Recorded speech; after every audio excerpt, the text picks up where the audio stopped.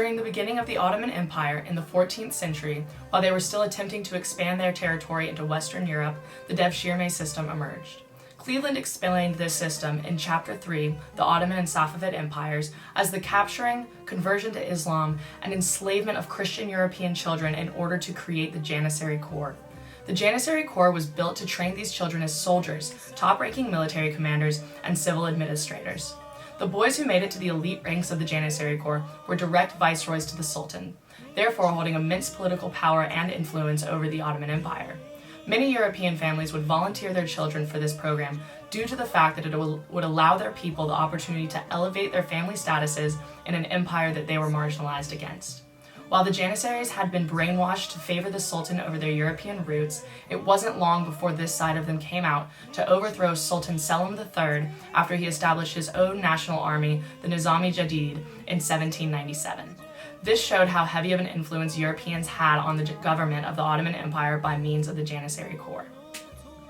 The Ottoman Empire's sultans, pashas, and viceroys from 1789 to 1839 had heavy influence from Europe and the modern world, but in doing so, they gave Europe more leverage over them and discarded their old ways and traditions. According to Cleveland in Chapter 4, Forging a New Synthesis, in order to Europeanize and keep up with the modernizing militaries, Sultan Selim III modeled the uniforms and weapons after the French. When he created his new army, the Nizami Jadid, he put the French in charge of training and made them officers. He even began to establish Ottoman embassies in Western Europe with hopes of connecting the Middle East to what was known as the modern world. When Muhammad Ali was Pasha and Viceroy, he took steps to Europeanize the military even more directly by hiring European soldiers to train the Egyptian army. Following his lead, Sultan Mahmud II used his own soldiers to overthrow the Janissaries, then continued with Ali's plan to use European influences to change their military. The military isn't the only part of the Ottoman Empire riddled with European influence. During the Tanzimat period, European influences were strong, and in almost every aspect of Ottoman life. According to Cleveland in Chapter 5, the Ottoman Empire in Egypt during the era of the Tanzimat, many Ottoman people would go to Europe to attend European schools. The people who were going to these schools and being taught by Europeans were bound to have European norms and ideas rubbed off on them. They would see European norms as what should be socially acceptable in all places and want to bring these new influenced ideas home. One example of European ideas rubbing off is the Young Ottomans group. This group was formed with the goal of creating a constitutional democracy in the Ottoman Empire, which was a largely Western idea. Another example is the Ottoman Constitution of 1876. This was an attempt by the Ottoman elite to limit the power of the Sultan and create a European-style constitutional government. However, we can see that this idea was not in the best interest of the Ottoman Empire because just 2 years later, Sultan Abdul Hamid II suspended it. In fact, many of these ideas didn't help the Ottomans as much as it helped the Europeans. Europe was able to spread their own ideas, norms, and traditions without having to do the usual blood work of conquest and invasion. The same result occurs both times. The Khater, Chapter 3 introduction gives us a look at the increased amount of European interaction with the Middle East that happened in the 19th century. This mainly came about due to the, and I quote, superior military, political, and economic power that Britain and France wielded, thereby creating a conflicting relationship between these imperial powers and the Middle East. European merchants, warships, and diplomats began to travel en masse to the Middle East. Students set about going from Istanbul and Cairo to Paris and London in order to study French and English. The massive military defeats of the Ottoman Empire and Egyptian troops caused mass debate in the Arab world about whether or not Europeanization should be welcomed or rejected. In Gelvin's chapter, Imperialism, he speaks first about the imperialistic moves of France to colonize Algeria in 1830, a part of the Ottoman Empire. At first, the French wanted to use Algeria as a place to send political descendants, but due to the increasing population in southern Europe, resources were quickly being depleted and many people chose to immigrate to Algeria in hopes of better economic chances. This colonization led to the creation of 3 provinces within Algeria that were around for almost a century.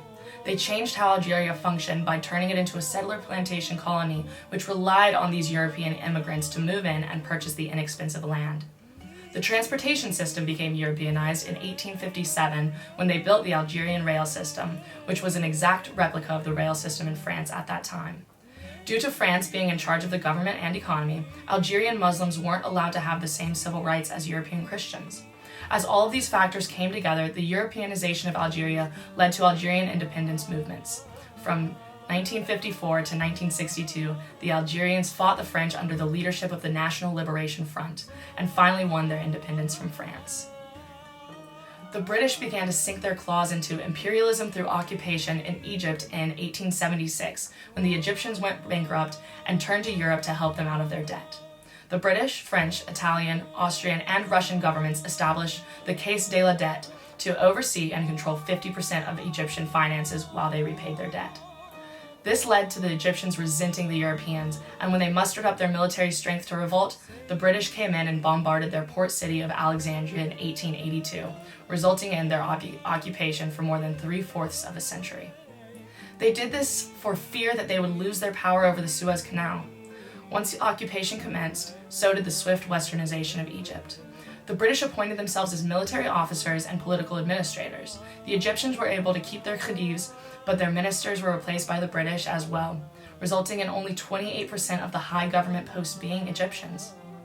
The British Consul General, Cromer, reformed education by closing many schools and asserting that the government was not responsible for subsidizing education, especially that of women. This aided in slowing economic growth, as well as the government not allowing Egyptian industries to compete with European industries. This eventually prompted a nationalist movement similar to that of Algeria's.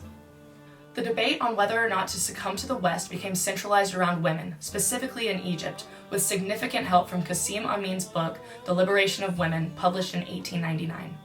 Layla Ahmed's chapter, The Discourse of the Veil, touches on how the European view of what the ideal woman should look like effectively shaped the discussion of whether to veil or unveil the Muslim women.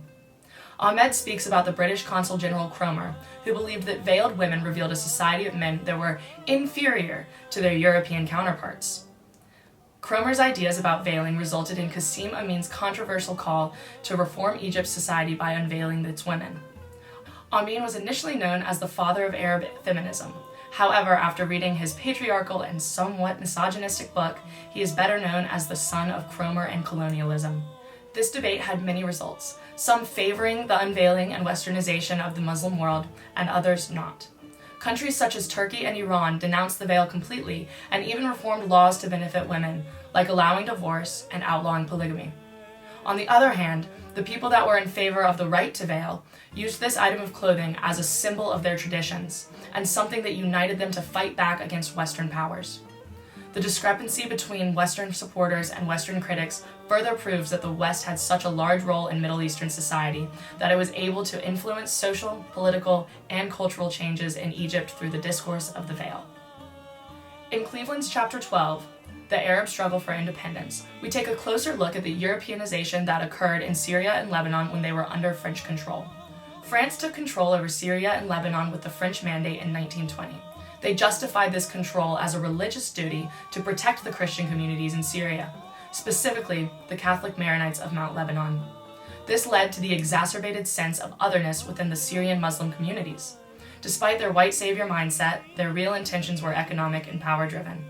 France had already invested in the Syrian infrastructure, creating another motivation for them to take power. They were power-driven to ensure that the British didn't have the most influence over the Middle East, and they believed that in order to gain Mediterranean power, they needed to ensure that Levant was theirs. France began by creating borders. Greater Lebanon, seen on this map, and continued by dividing Damascus and Aleppo, along with the provision of the Druze and Alawite states seen on this map. This was done in order to prevent and suppress nationalism. While France gave the Syrian government the sense of being in charge, they were always right next to them ready to veto any decision that the French didn't agree with. They established a military academy that employed French officers and teachers, which Sunni families refused to enroll their sons in, causing an imbalance in the military's representation. This caused long-term change for Syrian politics, because post-independent Syria no longer had Sunni-dominated politics, but domination by minority religious groups. The French were successful in squashing initial revolts against them that were brought on by the hatred for the oppressive mandate. However, in 1925, after a governor attempted to quickly restructure Druze political powers and landholdings, a 2-year-long armed uprising occurred. The French were able to overcome this uprising. However, the result was a new Syrian government called the National Bloc. This new government secretly fostered anti-French sentiments while simultaneously putting up a front that they were still cooperating. Their goal was to gain independence for Greater Syria, and in 1929 created a constitution which France readily rejected. This caused the mandate to last until 1936, when Franco-Syrian relations finally rose and they signed a treaty which allowed France to defend Syria as a sovereign and maintain their military presence. The most exciting part was Syria's admission into the League of Nations. This excitement was quickly stifled when the National Bloc attempted to take full governmental control only a year later, and soon became under full French control once again. It wasn't until December 1946 that France fully withdrew from Syria, allowing them to finally govern themselves. After World War I, Britain was having a lot of trouble maintaining its ruling over Egypt and Iraq, so Britain decided to grant them limited independence while still making sure they would have their own strategic needs met. First, in Egypt. According to Cleveland in Chapter 11, Britain established a protectorate in 1914, which meant that Egypt was allowed to control their internal affairs while still being controlled by another foreign, sovereign country. This was met by a lot of discontent in Egypt, but Britain wanted to remain due to their vested interest in the Suez Canal. In 1918, some upper-class Egyptians formed the Waft Party and requested independence from Britain. They of course said no, and in March of 1918 arrested and exiled the leader of the Waft Party, Zaghlul. This caused mass dissension and outrage, and Britain's violent response led to the death of over 800 Egyptians. This unrest was only diffused when Britain agreed to let Saad and a few others appear in the Paris Peace Conference. It didn't go well, but Britain continues to negotiate with the Waft. The Waft continues to push for full independence, but Britain is reluctant to give it to them, leading to years of deadlock. It's not until Britain finally agrees to end the protectorate that Egypt is given independence. However, even then, Britain and Europe have a strong influence in what goes on in Egypt. Britain maintains control over security of imperial communications in Egypt, defense of Egypt against foreign interference, and the protection of foreign interests and foreign minorities. Liberal European ideas are also introduced among intellectuals, like secularism, socialism, Darwinism, and feminism, to name a few. Next is Iraq. According to Cleveland again in Chapter 11, Britain drew the borders of Iraq in a pretty arbitrary way. These borders include 3 very distinct provinces with 3 very different economies. Those provinces were Mosul, Baghdad, and Basra.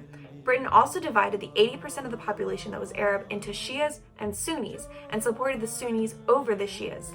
This is an example of the negative influence that Britain had over the Middle East. These borders gave Iraq poor access to the Persian Gulf, which led to friction and conflict in Kuwait.